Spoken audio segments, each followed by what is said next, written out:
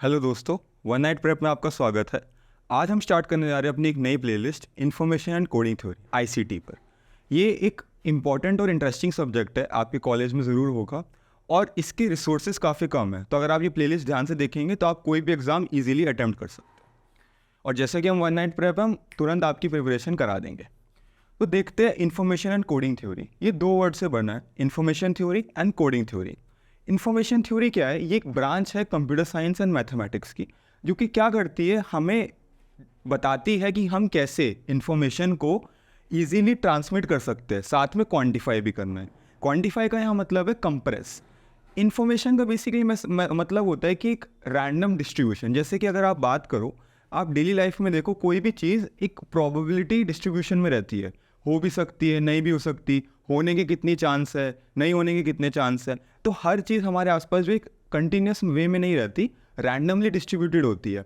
जैसे कि आज बारिश होगी, नहीं होगी, तो इस टाइप की चीज़ों को हम इन्फॉर्मेशन कहते हैं या मैसेज कहते हैं। और हमने अपनी DCCN की प्लेलिस्ट में देखा था कि हम मैसेज को सोर्स से डेस्टिनेशन ट्रांसफ़र करते हैं, वही हमारे एक तरीके से इन्फॉर्मेशन है। तो हम इस प्लेलिस्ट में देखेंगे कि कैसे उस इन्फॉर्मेशन को हम क्वांटिफाई और ट्रांसमिट कर सकते हैं एक एफिशिएंट वे में। क्वांटिफाई मैंने बताया कंप्रेस। कंप्रेस क्यों करना है? कंप्रेस इसलिए करना है कि हमारा जो डेटा होता है बहुत बड़ा होता है, पूरा तो हम चैनल के थ्रू पास नहीं कर सकते, तो उसके लिए हमें उसे कंप्रेस करना पड़ेगा। DCCN में याद कीजिए, आपको मैंने एक रफ कम्युनिकेशन चैनल का एक डायग्राम बनाया था। सोर्स होता है, उसके आगे एक एनकोडर होता है, फिर एक चैनल होता है, उसके बाद डिकोडर होता है और फाइनली हमारी डेस्टिनेशन या रिसीवर होता है। अब इसी चीज़ को हम थोड़ा डिटेल में पढ़ेंगे कि एनकोडर क्या करता है, चैनल के अंदर क्या क्या होता है, कैसे कंप्रेशन होता है, कैसे हम एरर्स को अवॉइड करते हैं, क्योंकि एरर को अवॉइड करना इंपॉर्टेंट काम है। जब हम चैनल के थ्रू अपना मैसेज ट्रांसफ़र करते हैं तो एरर तो आ ही जाता है, नॉइज़ के वजह से एरर तो आ ही जाता है, तो उसको हमें अवॉइड करना है या डिटेक्ट करके उसको ठीक करना है। तो वो सब चीज़ें हम इस प्लेलिस्ट में कवर करेंगे।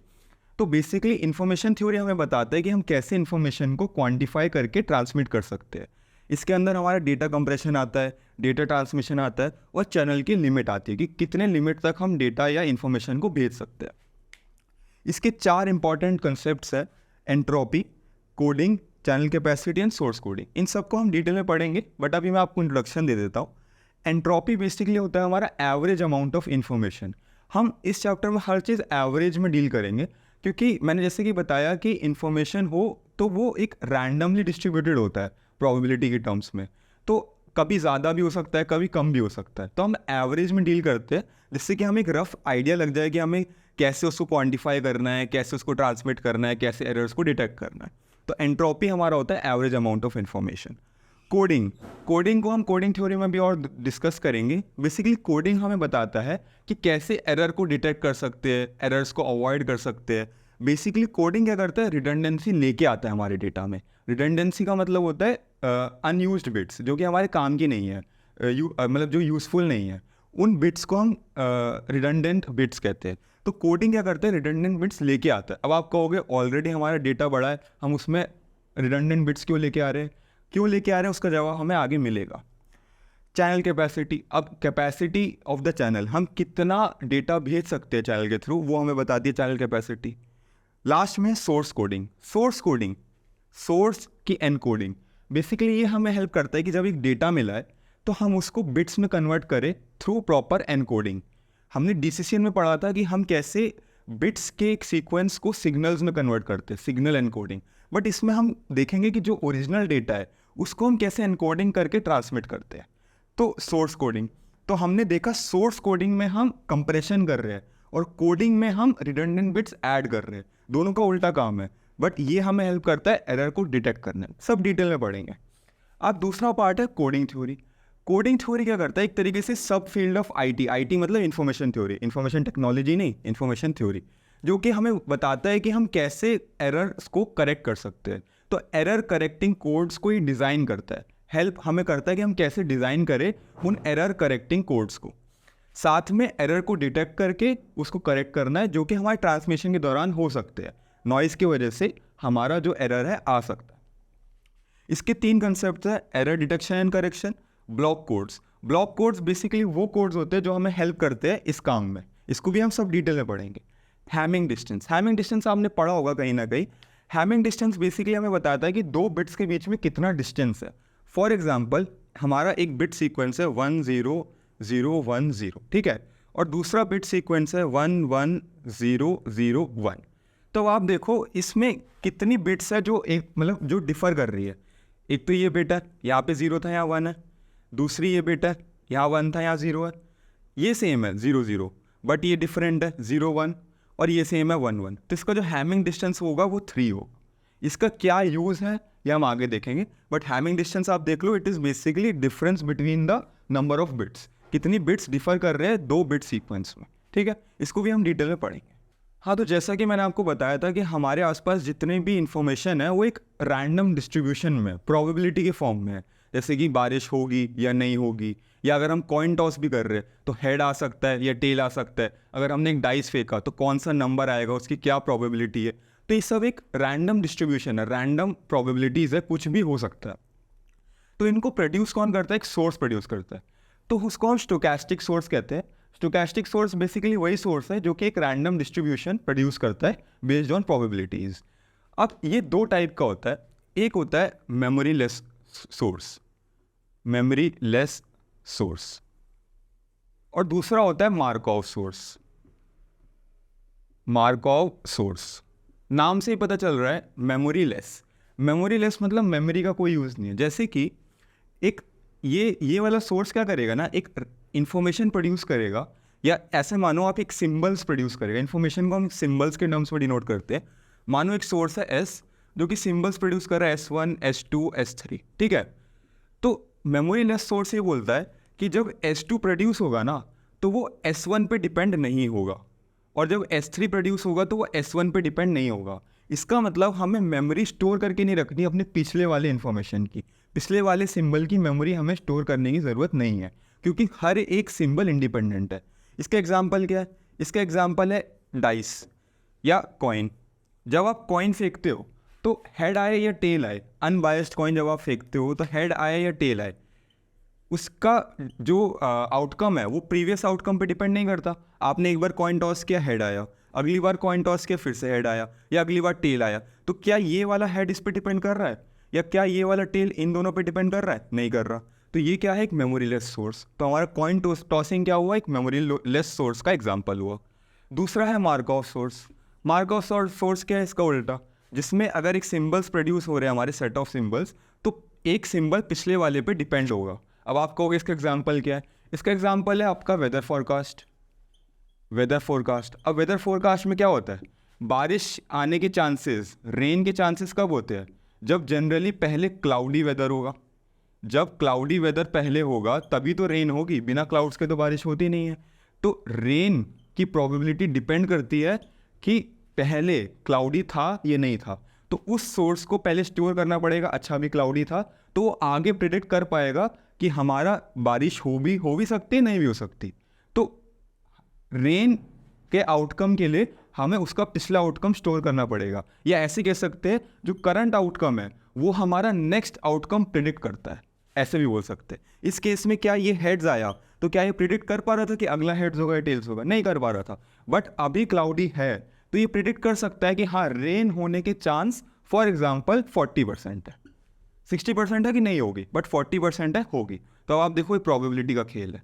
तो सारा जो डिस्कशन होगा हमारा एक प्रोबेबिलिटी के टर्म्स में होगा। अब इतनी देर से हम इन्फॉर्मेशन बात कर रहे थे, तो आखिर देखते हैं इन्फॉर्मेशन है क्या। अगर आसान भाषा में बोले तो इन्फॉर्मेशन है कि एक गिवन स्टेटमेंट में कितना सरप्राइज है या कितनी अनसर्टेनिटी है। बेसिकली एक गिवन स्टेटमेंट में क्या प्रोबेबिलिटी है उसके होने की या ना होने की।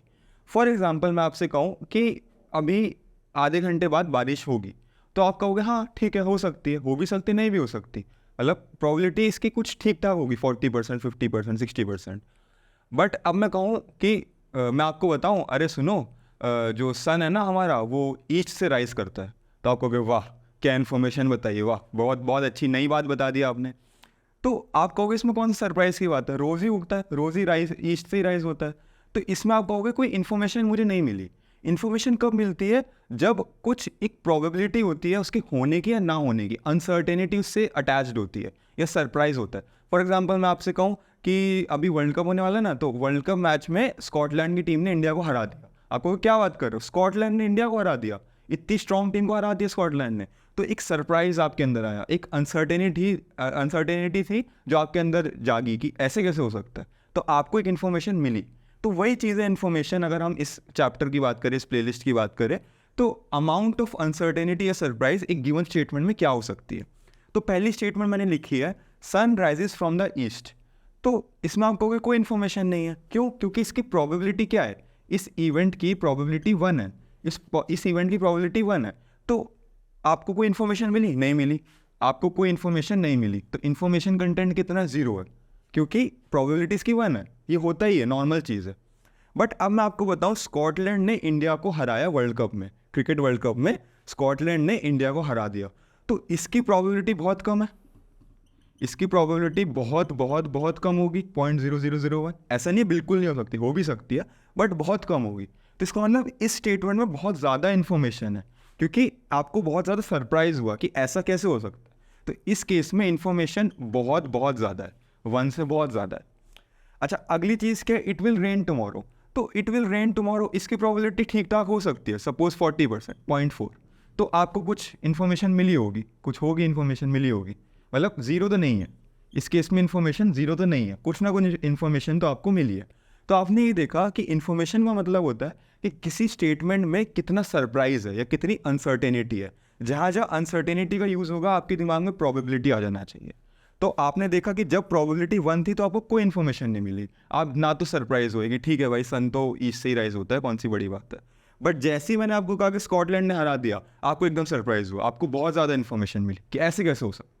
तो वही चीज़ है हमारी इन्फॉर्मेशन। अब बात करते हैं इन्फॉर्मेशन के लिए हमें कोई फॉर्मूला निकालना पड़ेगा। फॉर्मूला इन द सेंस कि अगर हमें एक प्रोबेबिलिटी डिस्ट्रीब्यूशन दिया है, तो उस प्रोबेबिलिटी डिस्ट्रीब्यूशन से हमें कितनी इन्फॉर्मेशन मिल रही है, वही तो इन्फॉर्मेशन हम ट्रांसमिट करेंगे चैनल के थ्रू, तो वो हमें निकालना है। तो अब इंट्यूशन पे वर्क करते हैं। पहली चीज़ हमने देखी, जो हमारी इन्फॉर्मेशन थी वो प्रोबेबिलिटी पे इन्वर्सली प्रोपोर्शनल है, किसी भी इवेंट की प्रोबेबिलिटी पे इन्वर्सली प्रोपोर्शनल है। कैसे? जितनी ज़्यादा प्रोबेबिलिटी, यानी जब प्रोबेबिलिटी 1 थी तो हमें कुछ इन्फॉर्मेशन नहीं मिली थी, बट जब प्रोबेबिलिटी 1 से कम है या बहुत ही कम है तो उस केस में ज़्यादा इन्फॉर्मेशन मिलती है, तो इन्वर्स रिलेशन है।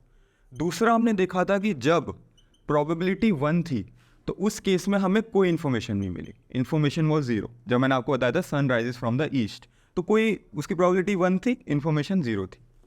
तीसरी चीज़ मैंने आपको बताई, हमें ये बात तो पता ही है किसी भी इवेंट की प्रोबेबिलिटी 1 और 0 के बीच में होती है, और इन्फॉर्मेशन हमेशा नॉन नेगेटिव रहेगा। इन्फॉर्मेशन कभी नेगेटिव नहीं हो सकता, 0 हो सकता है या पॉजिटिव होगा, कभी नेगेटिव तो नहीं होगा। ऐसा थोड़ी कहूँगा मैं कि आपको कोई नेगेटिव इन्फॉर्मेशन मिली, ये मतलब प्रैक्टिकली पॉसिबल ही नहीं है। चौथा पॉइंट ये है कि अगर 2 इवेंट्स है A और B, ठीक है, उसके एसोसिएटेड कुछ प्रोबेबिलिटी होगी P एंड PB, तो कंबाइंड इन्फॉर्मेशन हमें क्या मिलेगी? कंबाइंड इन्फॉर्मेशन हमें मिलेगी IA प्लस IB। जो कंबाइंड इन्फॉर्मेशन होगी वो दोनों का सम होगा। तो इन चारों प्रॉपर्टीज़ से क्या आपको कुछ फॉर्मूला निकल के आ रहा है? बिल्कुल निकल के आ रहा है। इससे हमें एक लॉगरिथमिक फंक्शन मिलता है जो सारी प्रॉपर्टीज़ को फुलफिल करता है। आप चेक करो, अगर मैं यहाँ पे फॉर्मूला लिखूँ कि information produced by a source A is equal to log of 1/PA, ठीक है, अगर मैंने ये फॉर्मूला लिखा तो आप मुझे बताओ इसमें गलत कहाँ है? आप देखो सारी चीज़ें फुलफिल होगी, या इसको मैं ऐसे भी लिख सकता हूँ माइनस ऑफ लॉग PA, ठीक है, ये जब रेसिप्रोकल करूँगा तो एक माइनस साइन आ जाएगा, ऐसे भी लिख सकता हूँ, जैसे मन में आप लिख सकते हो। तो आप देखो इसमें कहीं गलती नहीं है। जैसे जैसे प्रोबेबिलिटी कम होगी वैसे वैसे इन्फॉर्मेशन ज़्यादा मिलेगी, इन्वर्स रिलेशन है, पहली क्राइटेरिया फुलफिल हो रहा है। दूसरा क्या है, जब प्रोबेबिलिटी 1 होगी तो log 1 0 होता है, इन्फॉर्मेशन 0 मिलेगी, ये भी फुलफिल है। अब आप देखो प्रोबेबिलिटी जब जब 0 और 1 के बीच में होगी तो log हमेशा हमारा पॉजिटिव आउटकम देगा। आप लॉगरिथमिक की प्रॉपर्टी से चेक कर लो, तो ये क्राइटेरिया भी फुलफिल हो गया। अब 2 इवेंट्स है A और B जो साइमल्टेनियसली हो रहे हैं, तो आप देखना कि उसका जो सम आएगा वो IA प्लस IB आएगा। इसको चेक करें, देखो 2 कंबाइंड इवेंट्स हैं, मान लो C is equal to A.B, ठीक है। अब मैं आपसे कह रहा हूँ कि इसके एसोसिएटेड एक इन्फॉर्मेशन निकालो, तो आप क्या कहोगे? वैसा आउटकम क्या आना चाहिए? IC is equal to IA plus IB। Check करते हैं, देखो लॉग में रखते हैं, लॉग 1/PC रखेंगे, ठीक है। लॉग 1/PC क्या होता है? लॉग 1/PA इंटू PB, क्योंकि C हमारा A इंटू B के बराबर है तो PA इंटू PB हो जाएगा। अब लॉग की प्रॉपर्टीज़ अगर हम लगाएंगे कि जो मल्टीप्लिकेशन वाला पार्ट है वो एडिशन में कन्वर्ट हो जाता है, ये बात तो हमें पता है, तो इसको हम लिख सकते हैं log of 1/PA plus log of 1/PB। और अब आप ध्यान से देखो ये क्या लिखा हुआ, IA प्लस IB। तो IC जो था हमारा, जो कि कंबाइंड था A डॉट B, वो हमारा फाइनली क्या बना, IA प्लस IB। तो आप देखो फोर्थ प्रॉपर्टी भी सेटिस्फाई हुई। तो लॉग फंक्शन है जो हमारा चारों क्राइटेरिया फुलफिल कर रहा है। तो इंट्यूशन से हमारा फॉर्मूला निकल के आया इन्फॉर्मेशन का, IA is equal to log of 1/PA, या इसको रेसिप्रोकल हटा के लिख सकते हैं माइनस ऑफ लॉग PA। और इस चीज़ को हम सेल्फ इन्फॉर्मेशन कहते हैं। सेल्फ इन्फॉर्मेशन मतलब ये एक सोर्स की खुद की इन्फॉर्मेशन बता रहा है। आगे हम अलग अलग टाइप की इन्फॉर्मेशन पढ़ेंगे, म्यूचुअल इन्फॉर्मेशन जो कि दो सोर्स की कंबाइंड इन्फॉर्मेशन बताता है, बट ये एक इंडिविजुअल सोर्स की बता रहा है, इसलिए हम इसको कहते हैं सेल्फ इन्फॉर्मेशन। या लिख देता हूँ, इसको बोलते हैं सेल्फ इन्फॉर्मेशन। ठीक है, आगे हम म्यूचुअल इन्फॉर्मेशन भी पढ़ेंगे, बट अभी ये है सेल्फ इन्फॉर्मेशन। अब बात करते हैं यूनिट्स ऑफ इन्फॉर्मेशन। अब इन्फॉर्मेशन को रिप्रेजेंट करने के लिए कुछ यूनिट तो होनी चाहिए। तो इन्फॉर्मेशन की यूनिट डिपेंड करती है कि इस लॉग का बेस क्या होगा। ठीक है, अगर हमारा बेस है 2 तो यूनिट हो जाती है बिट्स। ठीक है, अगर बेस है 2 तो यूनिट्स हो जाती है बिट्स। अगर बेस है E जिसको हम नेचुरल लॉग कहते हैं तो हमारी यूनिट्स हो जाती है नैट्स, यूनिट हो जाती है नैट्स। और अगर बेस है 10 तो यूनिट हो जाती है हार्टलेज। ठीक है, हार्टलेज। उसके अलावा 3, 4 में भी कह सकते हैं, 3 में टर्नरी कह सकते हैं, 4 में क्वाड्रपल कह सकते हैं, बट मेनली 3 यूनिट्स होती है, बिट्स, नैट्स एंड हार्टलेज। ठीक है, अब सेल्फ इन्फॉर्मेशन पे बेस्ड एक छोटा सा न्यूमेरिकल देखते हैं। A red card is drawn from a deck, हमने एक डेक से रेड कार्ड निकाला, तो उस केस में कितनी इन्फॉर्मेशन ट्रांसमिट हुई। तो रेड कार्ड निकालने की क्या प्रोबेबिलिटी होती है, रेड कार्ड निकालने की क्या प्रोबेबिलिटी होती है, टोटल रेड कार्ड्स होते हैं 26 और टोटल कार्ड्स होते हैं 52, तो रेड कार्ड निकालने की प्रोबेबिलिटी होती है 1/2। तो इसके लिए हमें कितनी इन्फॉर्मेशन मिली, IA is equal to, bits में निकालते हैं, ठीक है, बेस 2 log 2 बेस मतलब log बेस 2 1/PA, 1/PA डालेंगे तो हमारा बन जाएगा log 2 और ये आंसर आ जाएगा 1 बिट। तो 1 बिट इन्फॉर्मेशन हमें मिली कैलकुलेट करने में कि एक रेड कार्ड हमने निकाला है डेक में से। ठीक है, अब अगला पार्ट कह रहा है कि how much more information is required to exactly specify the card. अब हमें अगर एग्जैक्टली स्पेसिफाई करना है कि वो कौन सा कार्ड है, एग्जैक्टली स्पेसिफाई करने का मतलब है कि रेड कार्ड तो निकाला बट वो कौन सा कार्ड है, तो कौन सा कार्ड है उसकी प्रोबेबिलिटी क्या होगी, उसकी प्रोबेबिलिटी होगी 1/26। हमें बताना है कि वो कौन सा कार्ड है, तो उसकी प्रोबेबिलिटी क्या है 1/26।